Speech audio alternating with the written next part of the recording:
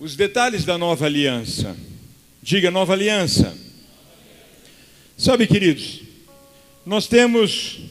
hoje, nós celebramos a nossa nova aliança. Obrigado, Deus abençoe. Mas a nova aliança tem algumas implicações que nós não levamos tão a sério. E nós temos entendido da parte de Deus que nós precisamos levar mais a sério tudo que diz respeito à nova aliança. Nós sabemos que a nossa ceia, ela substitui a Páscoa. Quando os judeus comemoravam a Páscoa, um grande livramento do Egito, o próprio Jesus institui a nova aliança. E ele diz, esse pão, esse vinho é símbolo da nova aliança. Essa nova aliança tem algumas implicações. A nova aliança mudou algumas coisas. Por exemplo, a velha aliança dizia que precisava circuncidar as crianças. Na nova aliança, o batismo substitui e é símbolo dessa entrada para a nova aliança. A velha aliança valorizava os 10 mandamentos. Na nova aliança, Jesus dá uma resumida e diz: ame o teu Deus acima de todas as coisas e o teu próximo como você mesmo. Uau! É muito mais profundo. A velha aliança falava de guardar o sábado. A igreja que nasceu a partir do enchimento do Espírito Santo, eles entenderam que eles tinham que celebrar o dia que Jesus ressuscitou, o domingo. E nós guardamos o domingo. Mas tem algo da velha aliança e que foi anterior à velha aliança e que continua valendo hoje. E nós não levamos a sério. Diga, dízimos e ofertas. Queridos, nós não levamos a sério como o próprio Deus estabelece sobre dízimos e ofertas. Geralmente, você que está aqui comigo há mais tempo, sabe que eu gosto de uma palavra mais didática, com começo, meio e fim. Mas hoje eu vou dar uma mergulhada na palavra. E talvez, para quem quiser anotar, não vai ficar tão começo, meio e fim. Mas eu quero, em nome de Jesus, falar com você alguns versículos, para que hoje a sua mente seja aberta. Porque tem implicações importantes. Olha o que diz Provérbios, no capítulo 3, o versículo 9. Honra ao Senhor com os teus bens e com a primeira parte de todos os teus ganhos. Honre. Se o texto está dizendo honre com a primeira parte, logo diz que você desonra quando você não dá a primeira parte. Amém? É isso que o texto está dizendo? Se o texto está dizendo honre o Senhor com a primeira parte da tua renda, logo quando eu não preparo a primeira parte e não trago para a casa do Senhor, eu estou desonrando o Senhor. Eu sei que é dura essa palavra, mas eu oro para que você não esteja com a mente cauterizada, para que a sua sensibilidade não esteja comprometida, a ponto dessa palavra entrar no teu coração e fazer mudança. Deus não está interessado no teu dinheiro. Não é de dinheiro que nós vamos falar. Nós vamos falar de honra, de princípio, de obediência. E logo tem a ver com dinheiro. Mas Deus não está interessado no nosso dinheiro. Deus está interessado na nossa obediência. Quando o texto diz, honra o Senhor com os teus bens e com a primeira parte de todos os teus ganhos, o texto está dizendo, você que não honra o Senhor com a primeira parte do teu ganho, você não honra o Senhor. É o que o texto está dizendo. Queridos, eu sei que não vai ser fácil ouvir essa palavra, mas eu sei que o Espírito Santo pode abrir o teu coração. E talvez a tua vida, a partir de hoje, nunca mais vai ser a mesma. Se você se abrir para ouvir Deus e permitir Deus mudar a tua história. Nós temos na igreja brasileira uma vergonha o que as igrejas fazem sobre dinheiro. Especialmente as igrejas que estão muito na TV, que estão muito na mídia. É vergonhoso o apelo. Mas eu não quero aqui fazer apelo. Eu quero te passar princípios. Nós não fazemos isso. O lugar de ensinar isso é na escola bíblica. Como nós não estamos tendo escola há muito tempo, e o Senhor me repreendeu. Sabe aonde o Senhor me repreendeu? Eu lendo Coríntios. E Paulo diz assim, escrevendo na segunda carta para a igreja de Coríntios: nisto vocês me perdoem, porque eu não exigi de vocês a prática dos dízimos. Vocês me perdoem, porque enquanto eu estava servindo vocês, quem me sustentou foi a igreja da Macedônia, uma igreja pobre, uma igreja pequena, comparada de Corinto. E ele está dizendo, nisto vocês me perdoem, eu devia ter ensinado mais, eu devia ter falado mais com vocês, em vez de quando faltou sustento, eu ir fazer tenda para me sustentar, para sustentar os obreiros que estavam comigo, eu fui trabalhar. Eu poderia estar ensinando e mostrando para vocês que quem não é fiel nos dízimos e nas ofertas está deixando de ser abençoado e está deixando de ser um abençoador. E Paulo pede perdão para a igreja. Falei, uau, eu estou pior que Paulo então. Pensa num camarada que não gosta de falar sobre isso. Se eu não me engano, em 10 anos que estou aqui, será a primeira vez que eu vou pregar sobre isso. A não ser as vezes que eu falei na oferta, né? Alguns momentos que eu falei na oferta. Mas fora esse tempo que eu falei na oferta, nunca preguei sobre isso. Mas o Senhor me levou a te ensinar. É para o teu proveito. É para o teu ensinamento. Que nós vamos trazer alguns textos que são muito importantes. Olha o que diz Deuteronômio. No capítulo 12, diz assim, o versículo 6, e ali trareis os vossos holocaustos, os vossos sacrifícios e os vossos dízimos, e a oferta alçada da vossa mão, e os vossos votos, e as vossas ofertas voluntárias, e os primogênitos das vossas vacas, e das vossas ovelhas. Aqui quando Moisés está falando com o povo e passando as orientações que Deus deu, ele está dizendo e ele está colocando em nível de igualdade aquilo que é santo ao Senhor. O sacrifício que vem para o altar é santo ao Senhor. O animal que eu trago para o altar, para o sacrifício, é santo ao Senhor. E ele coloca os dízimos, coloca as ofertas alçadas, ele coloca as ofertas voluntárias.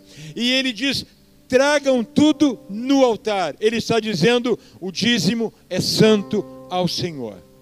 A oferta é santa ao Senhor. Queridos, lá em Mateus, o Senhor Jesus, ele traz, no capítulo 23, versículo 23, ele diz assim, quando ele está querendo ensinar os escribas, os fariseus, ele diz, ai de vós, escribas e fariseus, hipócritas, pois que dizimais a hortelã, o endro e o cominho, e desprezais o mais importante da lei, o juízo, a misericórdia e a fé. Deveis, porém, fazer essas coisas e não omitir aquelas. Aqui o Senhor Jesus está dando uma lição nos escribas e nos fariseus, porque eles tinham um entendimento desviado em relação aos dízimos e às ofertas. Na cabeça deles, se eles eram fiéis nos dízimos e nas ofertas, eles não precisavam se preocupar com mais nada. E a Bíblia nos ensina nem subestimar a importância, nem supervalorizar a importância. Os escribas e os fariseus se orgulhavam de ser tão fiéis nos dízimos e nas ofertas, que eles davam os dízimos em ofertas das hortaliças. Até de suas hortaliças, eles davam os dízimos e as ofertas. Hoje eu trouxe uma oferta da plantio de babosa. Vou abençoar um irmão. Deixa eu dizer uma coisa importante. Eles davam os dízimos do cominho, do endro, das hortaliças, e Jesus está dizendo para eles: olha, vocês estão valorizando demais um aspecto que vocês não devem parar de fazer, mas vocês têm sido infiel com relação ao juízo, com relação à misericórdia e com relação à fé. Ele está dizendo, tanto uma coisa quanto outra são muito importantes.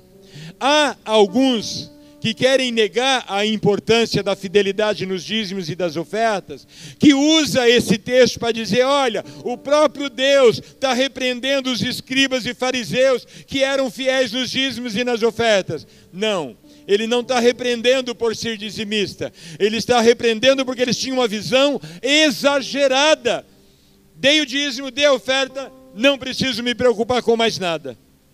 Inclusive tem um escritor que escreveu, falando de Jó, que Jó não era dizimista.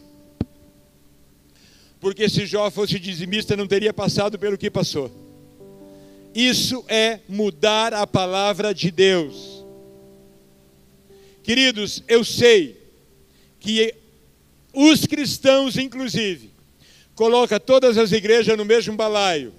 Quando vem igrejas, abrindo franquias de igrejas, você compra o kit de franquia, estuda, respondeu corretamente, você pode abrir uma igreja. No modelo franquia. Mas o objetivo é renda. Eu preciso contar para você o que aconteceu com um pastor que eu conheço. Dessas igrejas, que a meta é dinheiro. E ele, não conseguindo cumprir a meta, começou a tirar do salário para cumprir a meta. E começou a dever no cartão. Quando a esposa descobriu e queria entender por que está devendo tanto no cartão, e aí ele estava tirando do salário para cumprir meta. Porque se não cumprir a meta é rebaixado. E aí ela começou a acompanhar, mas o salário, sabe o que ele fez? Começou a entrar em agiota para cumprir a meta que a igreja pede. Queridos, isso é demoníaco, isso não é igreja. Isso não é igreja, queridos. Deus nunca pediu isso. Olha que absurdo. Mas a Bíblia é muito clara, é 10% da tua renda. Tem pessoa que fala, pastor, é do bruto ou do líquido? Você quer ser abençoado no bruto ou no líquido? Aí você escolhe. Fique bem à vontade. Queridos, mas aqui nós temos um exemplo de uma igreja que estava dos escribas e fariseus supervalorizando os dízimos e ofertas. E Jesus está dizendo, vocês deviam fazer aquilo, mas vocês têm que tomar cuidado com o que é justo, com o que é misericórdia, com a fé. Sabe, queridos, nós precisamos entender que dízimos e ofertas na nova aliança não foram substituídos. Não foram. Quando a Bíblia fala para você dar com alegria, você dá o que propôs no teu coração, ali Paulo está falando da oferta. A oferta é o que você propôs. Mas dízimo, você devolve, você entrega o que é de Deus. Quando você não dá o dízimo, você está dizendo, eu confio no meu salário, mais do que na obediência a Deus. Porque a sua leitura é que 100% é mais de 90%. do teu salário. E essa é uma verdade do ponto da lógica, da matemática. Mas na verdade, o princípio espiritual, 90% é muito mais do que 100%, com a bênção de Deus. Esse é o princípio espiritual. E 10% não é 9%, não é 11%. Tem igrejas cobrando trízimo e inventaram um valor acima de 10%. Tem igrejas fazendo promoção. Você vê uma plaquinha lá na frente, em promoção esse semestre, 5% dízimo. Queridos, a Bíblia não diz nem para diminuir nem para aumentar. 10% é 10%. E precisa ser o primeiro. Porque para honrar a Deus, você dá do primeiro. Você não conta como uma dívida que você tem. Você não conta como uma conta que você tem. Você recebe o teu salário, você tira o seu dízimo, agora você vai ver o que fazer com os 90 que Deus permite você administrar. Isso é princípio. Tem gente que dá um pouco a menos, mas coloca no envelope de dízimo, para o Felipe achar que está dando dízimo certinho. Felipe me chama e fala, olha a outra aqui querendo me enganar. Queridos, deixa eu dizer uma coisa. Quando você dá menos do que o dízimo, menos que os 10%, o que passa pela tua cabeça? Eu realmente não consigo entender. Porque obedecer o princípio é 10%. É o que a Bíblia pede. 10% é o que Deus fala. Antes, 400 anos antes da velha aliança, o dízimo já era praticado. E se você olhar para Abel e Caim, primeiro registro ali, para colocar a história do homicídio, a Bíblia diz que Deus se agradou da oferta de Abel, porque Abel era um produtor de ovelhas. E deixa eu dizer uma coisa importante, na época em que as ovelhas não serviam de alimento, tá? Não era alimento as ovelhas, naquele momento. Mas ele estava produzindo ovelha, porque se fazia roupa com a sua lã e fazia sacrifícios. Mas a Bíblia diz que ele trouxe do melhor, o primeiro, para oferecer ao Senhor. E a Bíblia, em relação a Abel, fala que passado um tempo, ele devia ter vendido, feito a seleção das maiores maçãs, as mangas mais bonitas, vendeu, e de repente sobrou um pouco daquele que sobrou, ele levou para Deus. Escute, para Deus precisa ser o melhor. Para Deus tem que ser o primeiro e o melhor. Por quê? Porque Deus precisa do seu dinheiro, do meu dinheiro? Não, não. Deus quer ver a nossa fidelidade e o nosso amor por Ele. A importância que damos ao relacionamento com Ele. E é um princípio, você goste ou não, é um princípio. Se você for para a internet, você vai achar muita gente famosa falando contra dízimos. Para você ter uma ideia, igrejas americanas, muitas delas, estipulou uma oferta e rateou entre os membros o que cada um tinha que dar. Muitas igrejas americanas não praticam o dízimo. O que eles fazem? Como a economia era normal, né? Não sei agora, mas como a economia era instável até alguns anos, eles tinham uma previsão sem mudança. O que vamos gastar esse ano? O que estamos gastando em janeiro não vai mudar em dezembro. Então o nosso gasto é X, pega X por mês. É muito comum lá contratos de pagamento anual, valores em parcelas, pensando num contrato anual, não mensal. Pega o valor, divide pelo número de membros e cada membro traz um valor X. E a igreja fica bem assistida. Queridos, parece legal. A distribuição de renda lá é diferente que a nossa. Enquanto aqui muitos ganham salário mínimo, outros ganham 5 mil, 10 mil, 20 mil. Lá não. Lá, pelo menos não, até bem pouco tempo, a média salarial era muito igual. Então divide o valor igual, cada um traz um pouquinho e a igreja não tem necessidade de nada. Mas não é isso que diz o princípio bíblico. O princípio bíblico diga 10% e a primeira parte.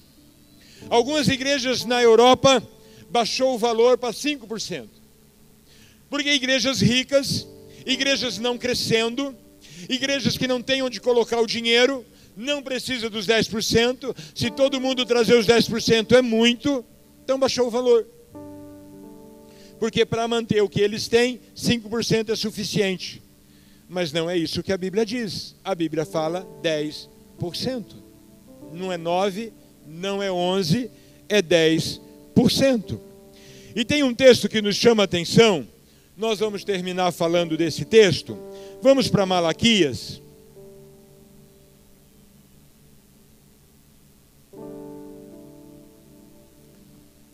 Malaquias, queridos. No capítulo 3, a partir do versículo 6, diz assim, 3, versículo 6, porque eu, o Senhor, não mudo, por isso vós, ó filhos de Jacó, não são consumidos. Por que nós não somos consumidos? Porque nosso Deus é imutável. Imutável na sua misericórdia, imutável no seu amor, imutável na sua bondade, imutável na sua proteção, imutável no seu cuidado conosco. Ele não muda. Nada do que você fizer, Deus vai te amar mais. Nada do que você fizer de errado, Deus vai te amar menos. Ele te ama, ponto. Continuando o texto diz, desde os dias dos vossos pais, vós desviastes dos meus estatutos e não os guardastes. Tornai-vos para mim, e eu me tornarei para vós, diz o Senhor dos exércitos. Mas vós dizeis, em que havemos de tornar? Roubará o homem a Deus? Todavia vós me roubais, e dizeis, em que te roubamos? Nos dízimos e nas ofertas. Com maldição sois amaldiçoados, porque a mim me roubais, sim, toda esta nação. Trazei todos os dízimos à casa do tesouro, para que haja mantimento na minha casa, e depois fazei prova de mim nisto, diz o Senhor dos exércitos, se eu não vos abrir as janelas do céu, e não derramar sobre vós uma bênção tal, até que não haja lugar suficiente para recolherdes. E por causa de vós repreenderei o devorador, e ele não destruirá os frutos da vossa terra, e a vossa vide no campo não será estéril, diz o Senhor dos exércitos. E todas as nações vos chamarão bem-aventurados, porque vós sereis uma terra deleitosa, diz o Senhor dos exércitos. Queridos, Malaquias traz essa palavra, traz essa mensagem. Na verdade, todo o livro parece um grande tribunal, onde o povo se apresenta, Deus faz um questionamento, o povo tem uma réplica, Deus entra com uma tréplica, Deus falando com o povo e Deus orientando o povo. O livro de Malaquias, ele é todo assim, tem essa dinâmica, né? Mas essa é como audiências, né, que esse povo tem com Deus. A primeira audiência, no capítulo 1, diz assim,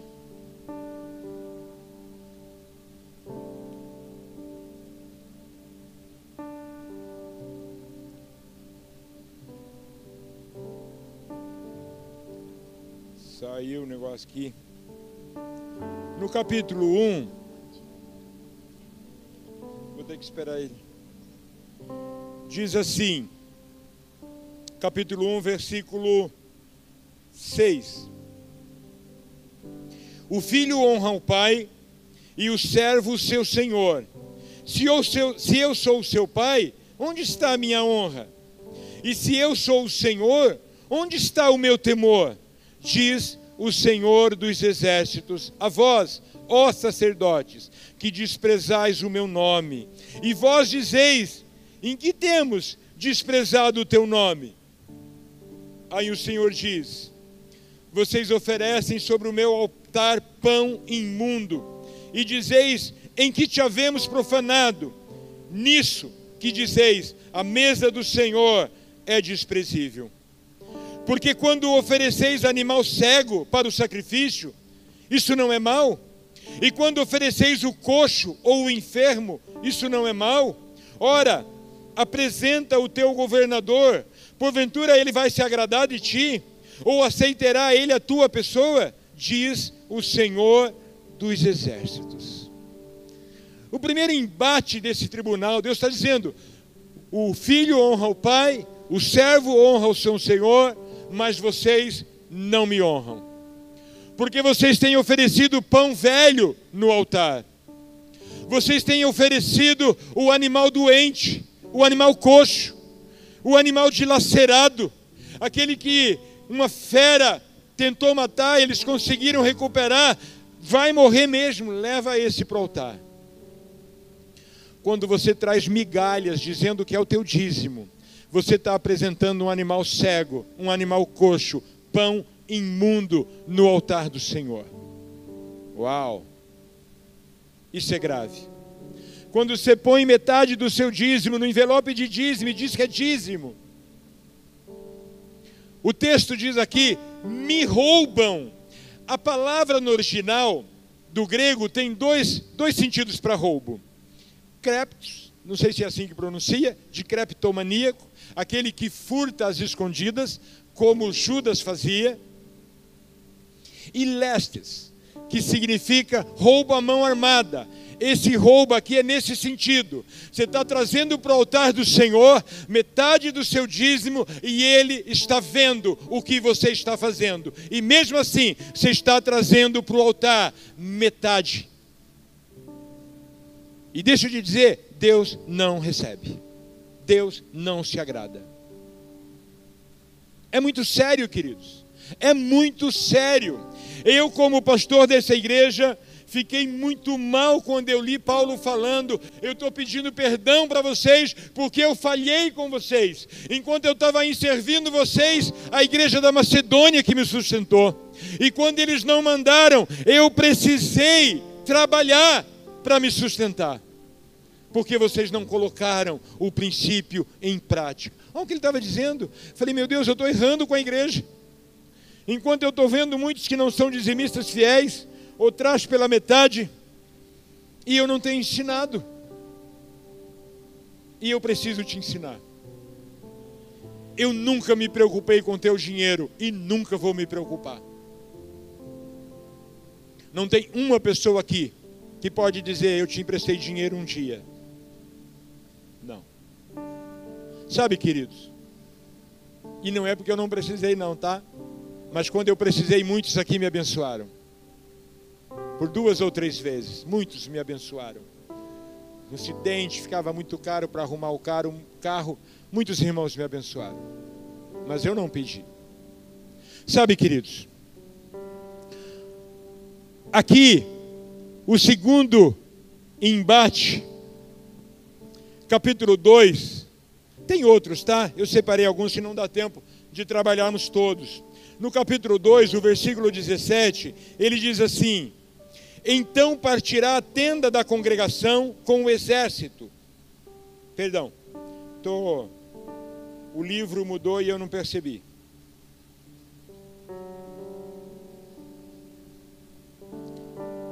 Dois, 17.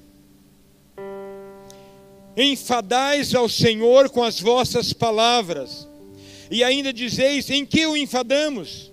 Nisto que dizeis, qualquer que faz o mal, passar por bom aos olhos do Senhor, desses é que ele se agrada. Onde está o Deus do juízo? Que faz passar o mal por bom, que mente, que engana. Olha que coisa, queridos. Olha o que diz o capítulo 3, o versículo 7, que nós já lemos. Desde os dias dos vossos pais, vos desviastes dos meus estatutos, e não os guardastes. Tornai-vos para mim, e eu me tornarei para vós, diz o Senhor.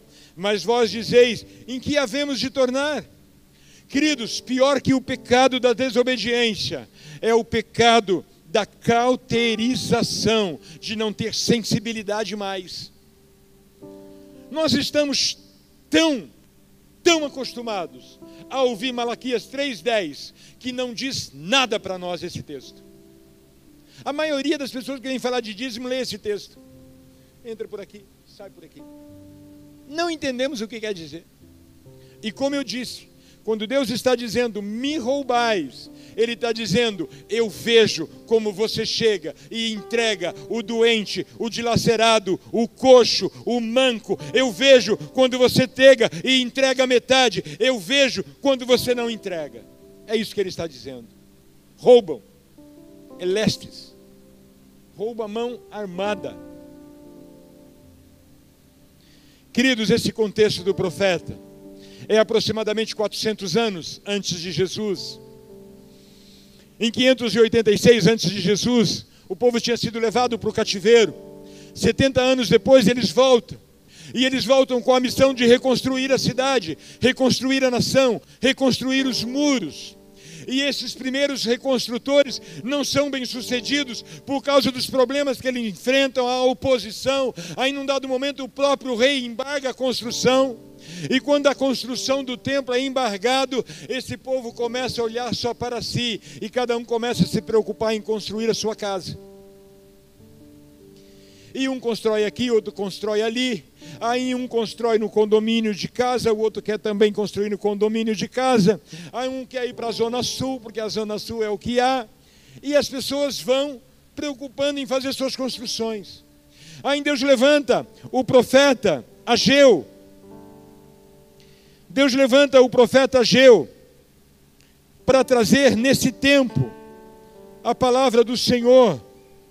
E ele diz, Ageu,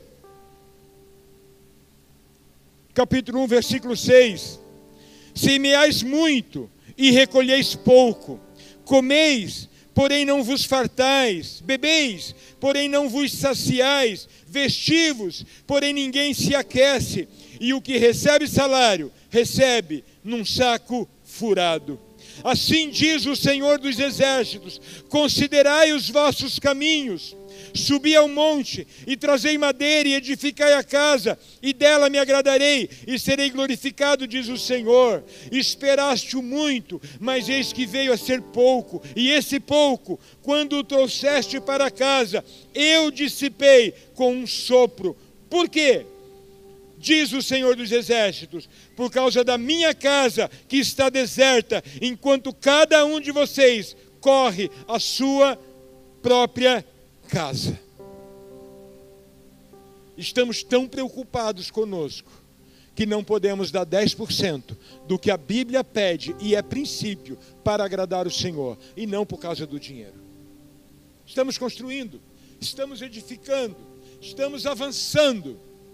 E aqui é o que estava acontecendo. A segunda geração, depois que voltaram do exílio, essa segunda geração tinha se distanciado tanto. E Deus levanta Ageu para vir falar com o povo, para desafiar o povo a se voltar para Deus. Aí Deus levanta Zacarias, que vem com a exortação, animando o povo a se colocar em Deus, se jogar em Deus. E então o povo começa, desafiados, começa a edificar a casa do Senhor. Mas esse texto, queridos, 400 anos antes de Jesus, Deus levanta esse profeta Malaquias para trazer para o povo o entendimento do quanto Deus estava querendo a proximidade deles. Você acha que Deus se importa com a adoração? Não. Ele se importa com o adorador.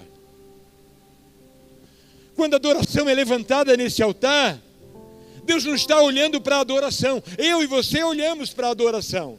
Deus só olha para o adorador. Enquanto você traz o seu dízimo corretamente, Deus não está olhando para a oferta.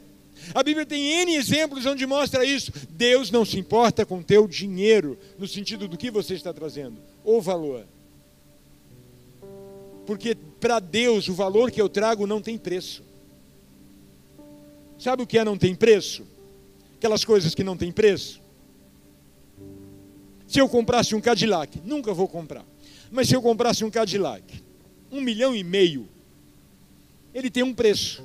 Se ele tem um preço, ele não tem valor. Tudo que tem preço não tem valor. Por quê? Porque eu posso passar a minha vida toda feliz e nunca ter um Cadillac.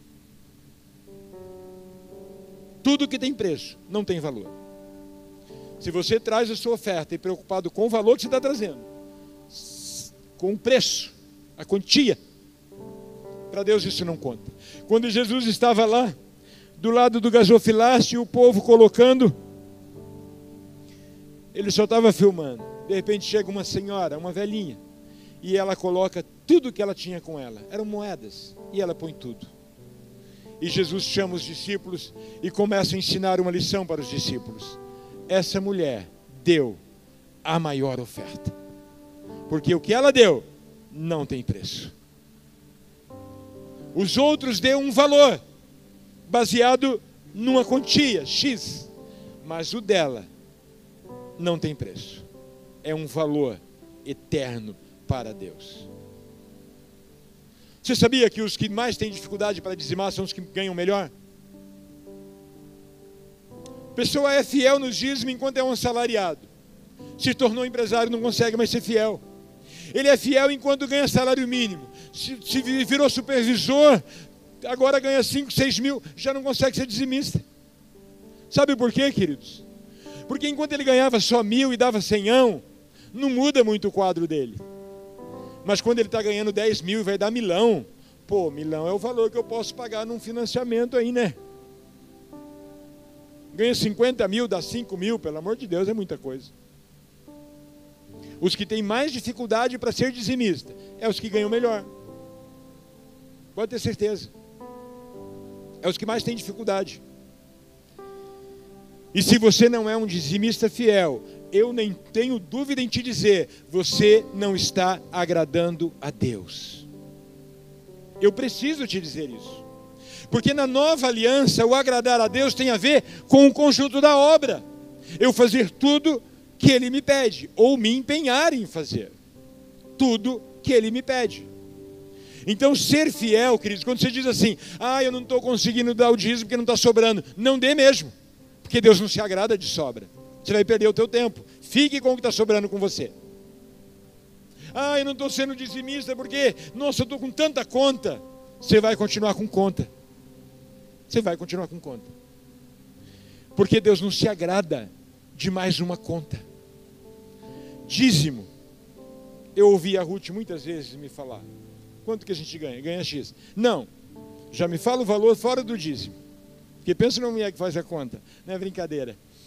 Mas ela ensinava, o dízimo é o primeiro, esse é do Senhor. Com o que sobrou, aí nós vamos ver o que fazer. Aí nós vamos ver se vai comprar. Aí nós vamos ver se vamos parcelar uma conta. Aí nós vamos ver se vai pagar alguma coisa. O dízimo você entrega, você devolve. Dízimo é dívida com Deus. Não é um valor que você dá se você quer. Quem não é fiel está matriculado na escola da desobediência. Isso é sério. Porque ou você é fiel e dá 10%, ou você não é fiel. E aí, aqui em Malaquias, fala da maldição. Deixa eu te dar uma boa notícia. A maldição não te atinge, porque Jesus já levou. Você quer continuar sendo infiel? Fique tranquilo. Muitas maldições não vão te atingir. Porque Jesus já levou a maldição que pode comprometer a tua salvação. Também eu preciso te falar isso. Você não vai perder o céu porque você não é um dizimista fiel. Fique tranquilo. Ser dizimista não tem nada a ver com salvação. Ser um dizimista fiel tem a ver com relacionamento, comunhão, para agradar a Deus. Tem a ver com um coração oferecido no altar do Senhor, cujo coração deseja agradar a Deus acima de todas as coisas. Não tem a ver com salvação. Você que não é dizimista fiel e não quer ser, fique tranquilo, não vai comprometer a sua salvação. Essas maldições que Malaquias está falando, também não vai vir sobre a tua vida dessa forma. Mas eu preciso te dizer, que cada princípio não colocado em prática, tem consequências. Aí você pode me dizer, mas eu não sou dizimista e Deus tem me abençoado, eu tenho prosperado. Deixa eu te falar, se você coloca alguns princípios em prática, você vai ser abençoado. E deixa eu te dizer algo mais grave, o capeta também abençoa. Porque quanto mais longe o teu coração estiver de Deus, mais fácil é ele te captar e você começar a servir o dinheiro. A única entidade na Bíblia que é comparado a um senhor é o dinheiro. Jesus não chama o diabo de Senhor, Jesus não chama Satanás de Senhor, Ele não chama outros demônios de Senhor, mas Mamon, a entidade que controla as vidas das pessoas através do dinheiro, e ele chama de Senhor. Então muitas pessoas acabam prosperando, e não é o Senhor que está prosperando, é Mamon. Por quê? Porque num dado momento o Mamon vai ter o coração dele completo, e aí para ele deixar o Senhor é um tapa. É 1 minuto para deixar o caminho do Senhor. E a única entidade chamada de Senhor, sabe por quê? Porque essa entidade exige obediência radical. O dinheiro Senhor exige obediência completa. Você pega o teu dinheiro e diz o que dá para fazer. Ah, vamos, eu não vou, não tenho dinheiro. Ah, vamos fazer isso. Não, vamos, eu tenho dinheiro para isso. O dinheiro diz o que você faz e o que você não faz. Quando o dinheiro diz o que eu posso e o que eu não posso, o dinheiro está sendo o Senhor. Eu já dei testemunho aqui, mas eu estou lembrando, eu vou testemunhar de novo. Fiquei muito impactado com a visão da Tainá, filha do Zé Roberto e da Sueli, quando eu cheguei aqui. Ela chegava assim: pastor, vai ter um evento de dança, não sei em tal lugar, é muito caro, mas eu vou fazer. Eu não tenho dinheiro, mas eu vou fazer. Eu quero fazer, eu vou fazer.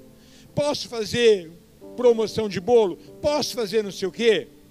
Eu fiquei impactado. Ela participou de várias coisas.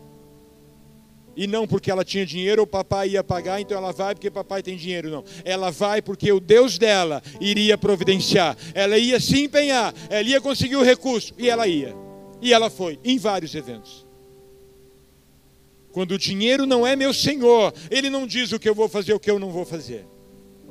Eu decido fazer, eu entendo em Deus que eu quero fazer, e eu vou fazer o que cabe a mim fazer. Mas o dinheiro se torna Senhor de muitas pessoas. Se você não consegue ser dizimista fiel, é bem provável que o dinheiro esteja exercendo algum senhorio na tua vida. Por isso que eu estou te dizendo que hoje precisa ser para você um divisor de águas na tua vida. Um posicionamento que você pode tomar, um posicionamento que você pode determinar para você e decidir que você vai colocar em prioridade. Nós falamos de alguns desvios, queridos. Estou lembrando de outro. Pessoas que querem administrar o dízimo. Ele pega 10%, 5% ele abençoa o missionário X, 2% ele dá para o projeto Y, 1% ele faz isso, 2% ele vai dar em cestas básicas. A Bíblia não te constituiu administrador do teu dízimo.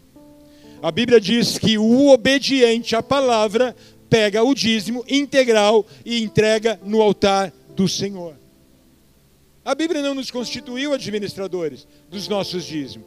Ah, mas eu não confio em como a liderança está administrando. Queridos, deixa eu dizer uma coisa. Primeiro, se você não confia e quer confiar, fala com o Felipe, ele vai te mostrar. Nós temos tudo anotado. O que entra, quanto entra e aonde vai. Está tudo anotado. Mas se ainda assim você não confia, meu irmão, vá para uma igreja onde você confia, mas seja fiel nos dízimos, lá. E você vai ser abençoado. Nós temos tudo anotado. Pede para o Felipe. E se você não confia, você deve fazer isso. É importante. Se você tem desconfiança, que não é bem administrado, ele vai te dizer aonde vai, o que entra e aonde vai. Queridos, eu preciso falar isso com você, porque nesse texto que nós lemos aqui, vamos voltar para Malaquias, e nós estamos terminando, ele diz o seguinte, capítulo 3, ele diz o seguinte: